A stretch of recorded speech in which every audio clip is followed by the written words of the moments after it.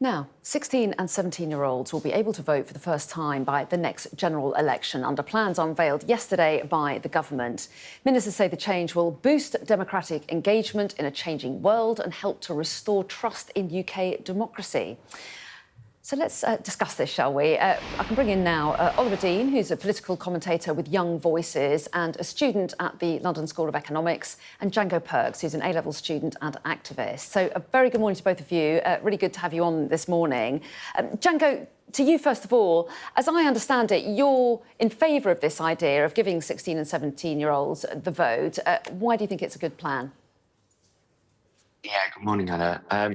So 16, 17-year-olds really do deserve the right to vote. It's been a fight since the early 2000s to ensure this is the case. 16, 17-year-olds, can do so many things and are, very nearly what society considers an adult. And to be given a right in having a voice in, things like education and taxes, which they are all part of a 16, 17-year-old's experience.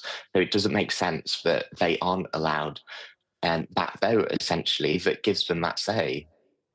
Well, yeah, and that's the point, Oliver, that the Prime Minister makes, isn't it? He says if you can work and pay taxes and join the army at 16, you should be able to vote. You should be able to have a say in the running of your country. What do you make of that? Well, firstly, good morning, Anna. I would say the Prime Minister is wrong because he doesn't understand that it's actually a minority of 16 and 17-year-olds who are actually paying taxes and working. We've seen from statistics from the ONS, year after year, and only a minority, roughly 30% of 16 and 17-year-olds are in some form of employment, are paying taxes in some capacity, compared to more than 50% of 18-year-olds and above. So this idea that just because 16 and 17-year-olds are able to pay taxes doesn't necessarily hold water when the majority of them aren't. Well, yes, and Django, there seem to be some mixed messages, aren't there, about what constitutes being an adult and at what age you should be allowed to do things. The Tories are saying that they think 16-year-olds might be able to vote, but they can't buy a lottery ticket, an alcoholic drink, marry or go to war, or even stand in elections that they're voting in.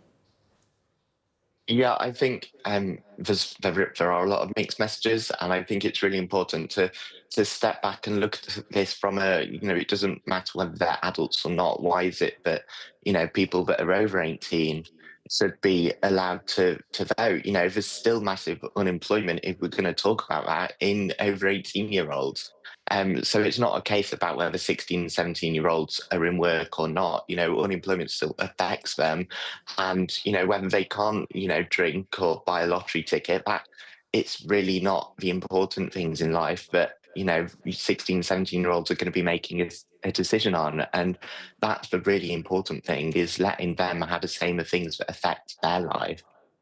Well, yeah, what do you say to that, Oliver? I mean, young people would be able to have a say in education, which clearly affects them, issues about climate change, which might affect the younger generations more than the older generations as time goes on, issues of mental health. There are lots of issues that will affect them that they might appreciate having a say in. Yeah, absolutely. And I understand that point. But the counter to that is, where do we actually draw the line?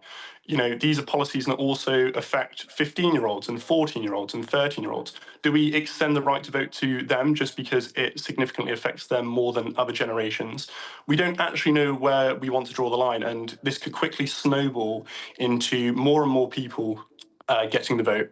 And, as the Conservative Party have said, as well as other critics of this legislation have pointed out, there are a number of things that 16 and 17-year-olds still aren't allowed to do.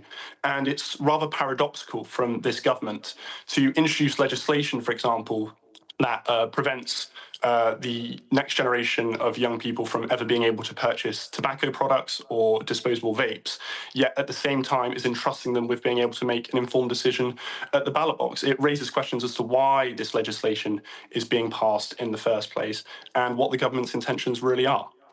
Well, yeah, Django, what do you think of that? Is this about young people having a say in their futures, or is this about a Labour government thinking that young people might be more likely to vote for them?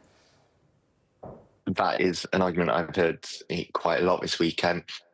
I think it's really important that we take remove ourselves from the fact that whatever party this that's introducing this legislation, but it's not about trying to gain votes or anything like that. It could be a Tory government sat in government passing this legislation, and we wouldn't be having this conversation. It's not about the Labour Party trying to gain votes at all. It is about giving a democratic right to 16, 17-year-olds, which at the end of the day are just 3%, less than 3% of the population. Our voting system isn't going to have a huge impact on the fact that 3% of the population have been given the right to vote. It's just hugely important that they are given that right. Do you think that the upshot of this, Oliver, could be that more young people get more engaged in politics, they take more of an interest in what's happening, and they could potentially embed a habit of voting for their lifetimes?